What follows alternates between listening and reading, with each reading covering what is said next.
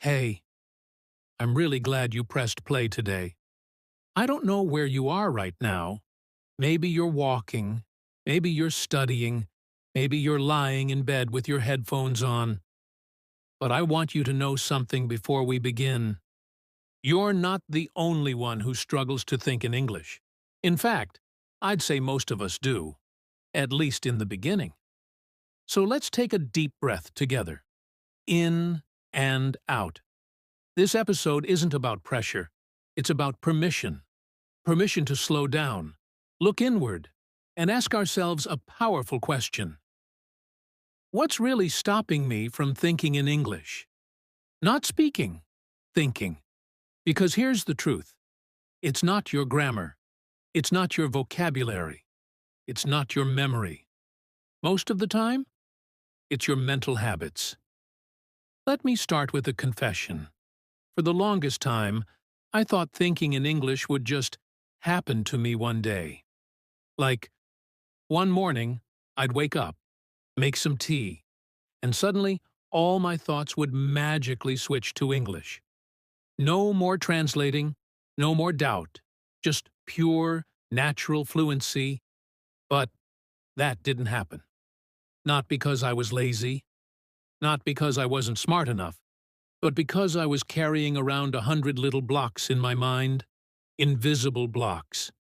Mental habits that told me, you're not ready, you have to be perfect first.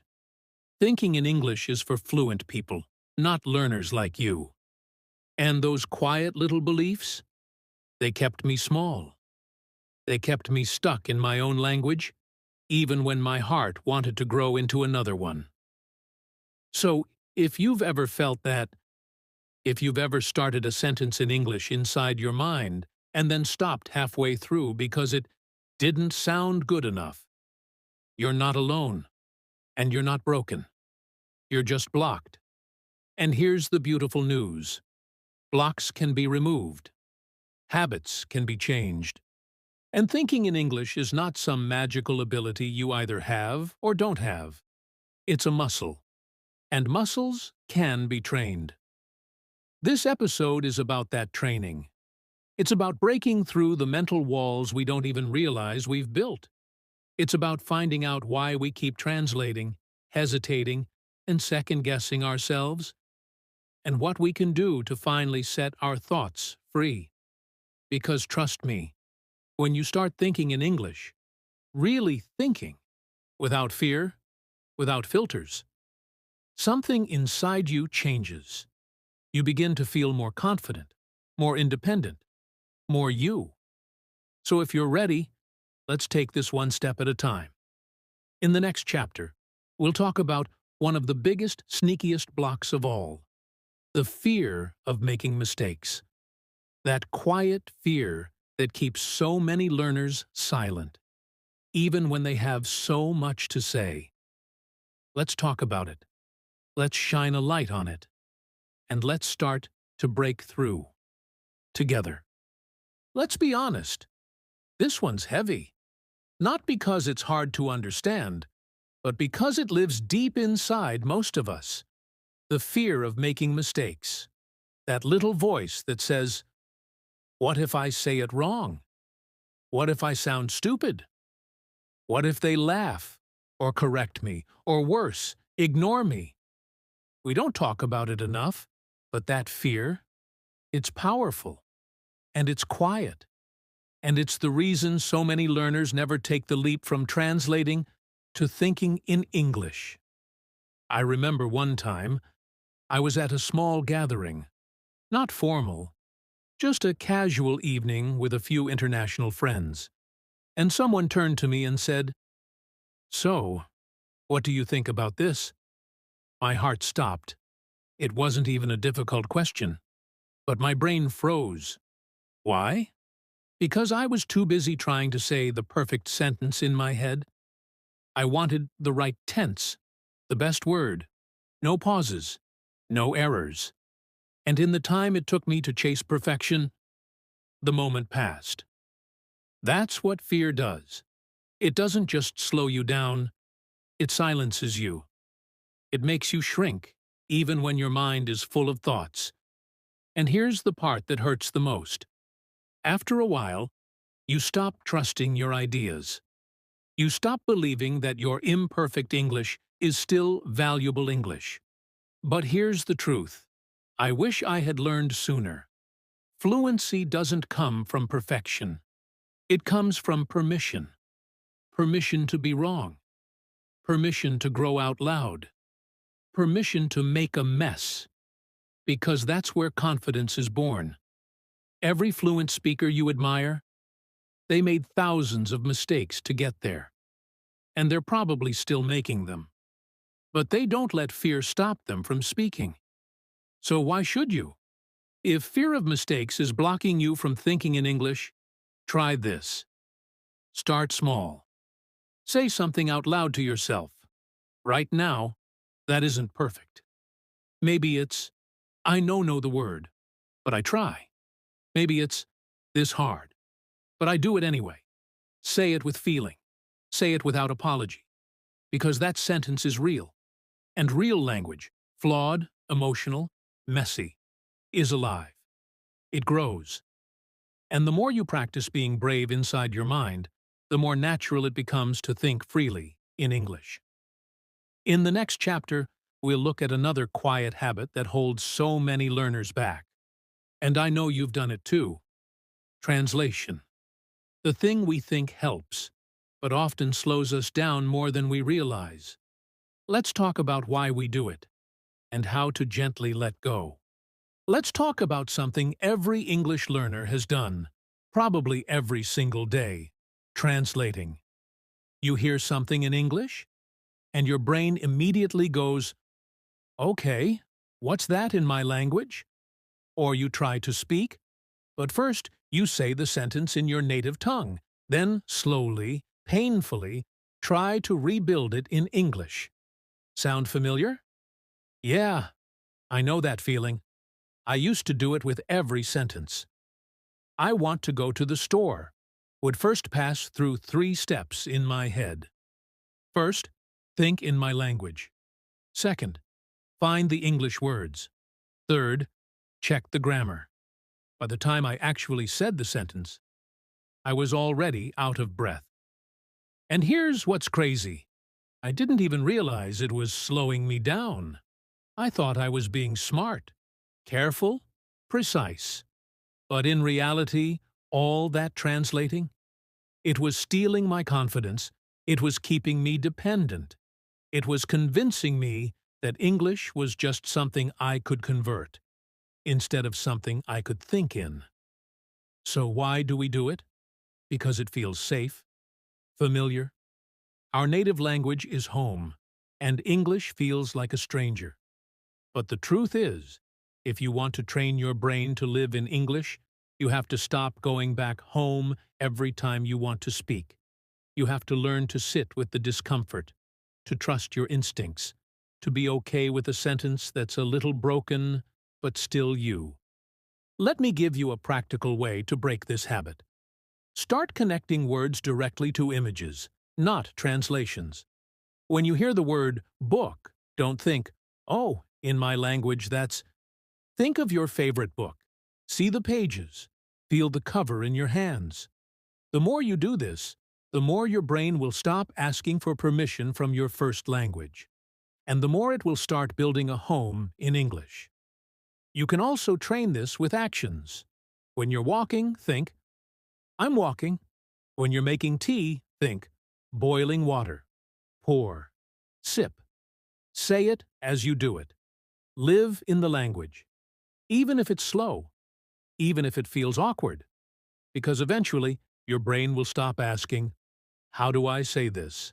and start simply saying it. In the next chapter, we're going to talk about one of the most damaging beliefs we carry, that we need to be perfect before we're allowed to think in English. Spoiler alert, you don't. Let's break that myth wide open. Let's take a deep breath together. Because this next one, it's one of the heaviest blocks I carried for years. And maybe you're carrying it too. The belief that your English has to be perfect before you can truly think in it. Let me ask you something honestly. Have you ever stopped yourself from thinking a full sentence in English because you weren't sure if it was correct?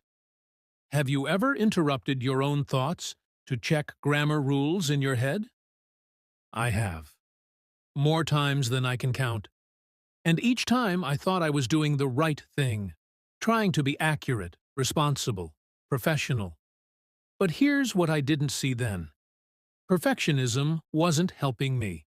It was paralyzing me. There was a time when I believed this lie. If I can't speak perfectly, I shouldn't speak at all.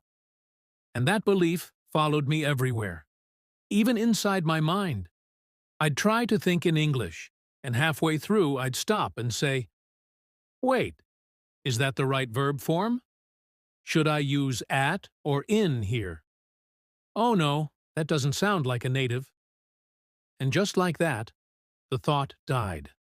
Gone. Not because I didn't have ideas, but because I thought my ideas didn't deserve to exist in English unless they were flawless. But let me tell you something that changed my mindset forever.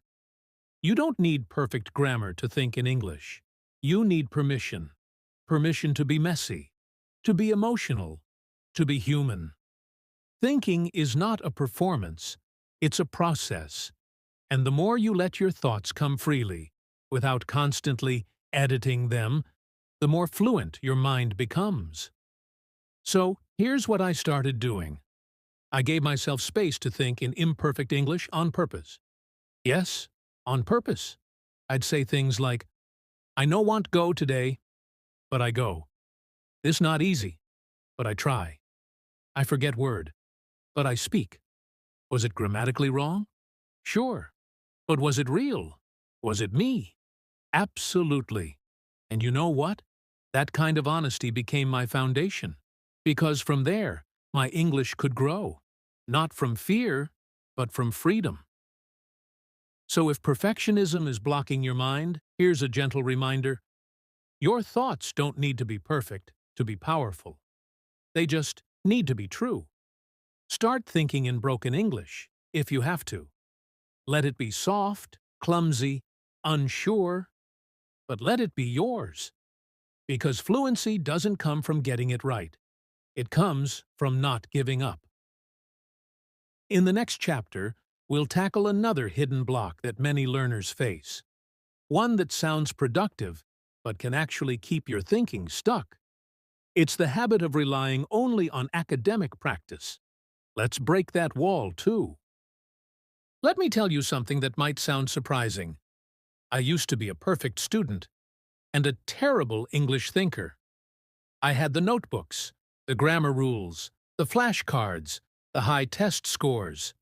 On paper, I looked fluent, but in real life, in spontaneous moments, in quiet reflections, emotional conversations, or quick decisions, my brain would freeze, because all of my English was stuck in the classroom. Here's the problem no one warns us about. You can be great at studying English and still struggle to live in English. Why? Because academic practice is safe. It's predictable. You know the rules, the exercises, the answers. But real thoughts, real emotions, they're messy. They're unpredictable. They don't follow a textbook format. I remember once, I tried to write about a painful experience in my English journal. Not a grammar assignment, just something personal. And even though I knew hundreds of vocabulary words, I couldn't find the ones that felt real. I realized that my English had grown in rules, but not in expression. I had trained my brain to think like a student, but not like a person. That was the wake-up call. I had to stop treating English like a subject and start treating it like a space, a place where I could feel, reflect, dream, and even fall apart if I needed to. That's when I began using English in my actual life. I wrote how I really felt. I talk to myself about decisions, worries, hopes. I listen to stories, not lessons. I let go of right and chased real. And slowly, English stopped being just a language. It became a part of my thinking self. If you're only using English to study, you might be building knowledge, but not comfort. And if your brain doesn't feel safe in English, it will keep going back to your native language, no matter how many words you know. So here's a small challenge. Tonight, write or speak one sentence in English that you've never seen in a textbook. Something you believe, something you feel. Maybe it's, I'm scared about tomorrow, but I want to try. Or, I miss someone. And I don't know how to say that without crying. Don't edit it. Don't overthink it. Just be real. Because the more emotion you allow into your English, the more fluently your thoughts will flow. Let's break a myth together. One that's so common, so deeply believed, that it quietly steals confidence from thousands of learners. The myth says, you can't really think in English unless you live in an English-speaking country. Sound familiar? I used to believe that too. I thought unless I moved abroad, unless I lived around native speakers, ate breakfast in English, took the bus in English, argued, laughed, cried, and lived every day in English, I'd never be fluent. And because I wasn't abroad, I thought I wasn't enough. But here's the truth I learned the hard way. Environment helps, yes. But immersion is not a place. It's a mindset. I've met people who lived in English-speaking countries for years and still couldn't think freely in English. Why? Because they didn't practice engaging with the language emotionally and mentally. They spoke only when necessary. They survived in English, but never trusted it. And I've also met people who never left their hometown, but think, journal, dream, and live part of their inner world in English. That's not magic. That's intention. I'll tell you how I built my own English world from home. I changed my phone's language settings. I listened to English podcasts while walking. I watched interviews, not just shows, so I could hear how real people think. I journaled in English, wrote my to-do lists in English, even talked to myself in English when I felt stuck or anxious. And little by little I stopped thinking of English as a foreign guest in my head, and started treating it like a roommate, always present, sometimes quiet, but part of my space. So, if you've ever said to yourself, I'll never think in English until I go abroad, please hear this. You don't need to cross the ocean. You need to cross a mental threshold. You need to stop waiting for permission and start giving English a home inside you. Tonight, when you're lying in bed, before you fall asleep, don't plan your next sentence in your native language. Plan it in English, even if it's simple. Tomorrow, I'll do my best. I need rest, and that's okay. I want to be kind to myself. That's not travel. That's transformation. In the next chapter, I'll show you what thinking in English really looks like, so you can recognize the signs, celebrate the progress, and realize you might be doing it already. Let me ask you a question, a real one. How will you know when you're actually thinking in English? Will it be a big, dramatic moment? A dream in perfect grammar? An award that says, "Congratulations, you now think in English"? Not quite. Because here's the truth.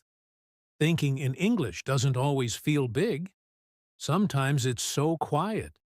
You don't even notice it at first. I remember my first sign. I was cooking dinner, something I've done 1,000 times.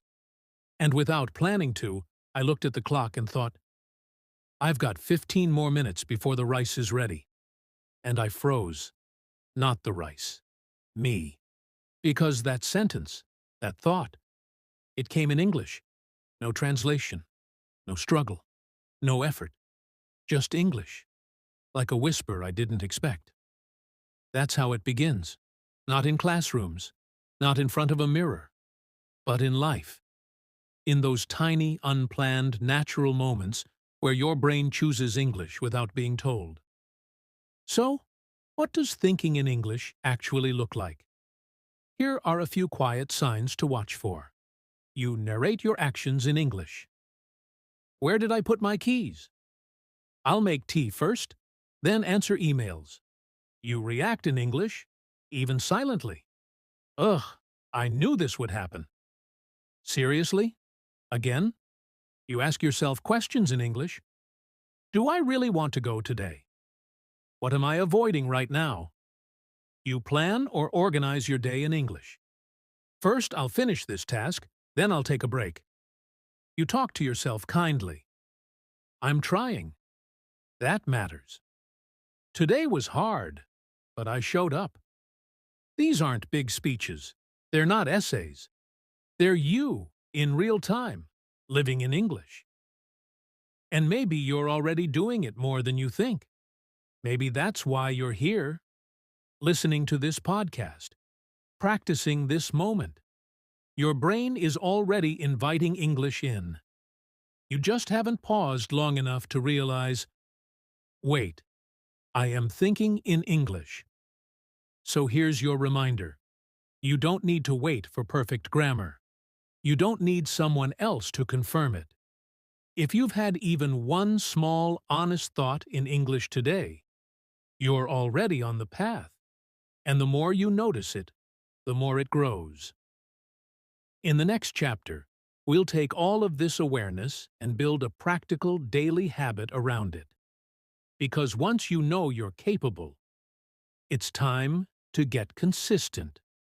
Okay, so now you know the truth. Thinking in English doesn't require perfection. It doesn't require living abroad. And chances are, you're already doing it more than you realize. So the next question is simple, but powerful. How do you build this into a daily habit? Something that grows stronger, deeper, more natural with time. Let's break it down. Not with rules, not with pressure, but with real, human routines. Step 1. Morning thoughts in English. The moment you wake up, your brain is fresh, open, and most flexible. So before you grab your phone, before you scroll, before you check the time, say one sentence in English. Just one. It could be, I don't want to get up yet. Let's try to stay calm today. I hope today goes better than yesterday. It doesn't matter what you say. What matters is that you choose English first. That one habit rewires your brain, gently but powerfully. Step 2. Narrate your day. Softly. As you move through your day, whisper your actions. Yes, whisper, even silently in your head. Okay, brushing my teeth. Let me grab my charger. Time to reply to that message. Think of it as background music, quiet English flowing behind your daily life. You're not speaking for others. You're speaking for your brain. Step 3. Ask yourself simple questions. When you face a choice, even something small like what to eat, ask yourself in English. Do I want coffee or tea? Am I tired or just distracted? Is this the right moment to start this? Questions train your brain to respond in English too. Step 4. End-of-day reflection in English. At night, sit for 5 minutes. No screen, no pressure, just you and your thoughts. And say, today, I learned. I'm proud that Tomorrow, I hope. You can say it out loud. Write it in a journal. Or just close your eyes and think it. That's how you build not just a language habit, but a relationship with English. And here's the secret. You don't need an hour a day. You don't need to sound like a native. You just need consistency. 5 minutes. Every day. in your voice. That's enough to change your fluency, your confidence, and the way your brain responds to the world. In the final chapter, I'll leave you with one last thought, one that brings everything together. Because the truth is, you're not waiting to become someone who thinks in English. You already are. Let's talk about why that matters. So here we are, the final chapter. But I want you to know something important. This is not the end. This is the beginning of a new relationship with your thoughts, a new way of trusting your English, and a new way of trusting yourself. You've listened this far because something inside you already knows. English is not just a subject to study. It's not just a skill to use at work, or in school, or in front of other people. It's a space you're building, a voice you're shaping, and a mindset you're claiming. Thinking in English is not a switch you flip. It's not a test you pass. It's not a destination on a map. It's a habit, a rhythm, a way of seeing the world through different words, but the same heart. And yes, there will be moments when you slip back into your native language. That's okay. There will be days when the words don't come easily. Also okay, because fluency isn't about never making mistakes. It's about showing up for yourself, even on quiet days. Especially on quiet days. So here's your reminder, one more time. You're not broken. You're not behind. You're not too late. If you've ever had one thought in English, even just a small one like, I hope they understand me, then you've already started. And if you keep showing up, thinking, whispering, writing, choosing English again and again, you'll look back one day and realize, wait, I'm doing it. I'm thinking in English. It's real now. So take this episode with you. Let it live in your pocket, in your morning thoughts, in your quiet decisions. Because you don't have to wait to be perfect. You just have to be present. Until next time, keep thinking, keep growing, and keep speaking to yourself with the kindness you truly deserve. Your voice in English is already here. Let it speak. Thank you so much for spending this time with me today. If you're still here, listening, reflecting, feeling, then I already know something important about you. You're serious about your growth. You're not just learning English. You're learning how to live inside it. And that matters. Because thinking in English isn't just about vocabulary, or grammar, or getting everything right. It's about courage. It's about showing up even when it's messy. Even when your thoughts aren't polished. Even when you feel like no one's listening. And still, you try, you speak, you think. And every time you do that, you're building something powerful. Not just in your brain, but in your heart. So as you go forward today, remember this. You don't have to be fluent to be brave. You don't have to be perfect to be powerful. And you don't have to wait to think in English. You just have to begin. One thought at a time. One sentence at a time. One moment of trust at a time. You've already started. Now keep going. I'll see you in the next episode. Until then, keep thinking forward. In English. And in your voice.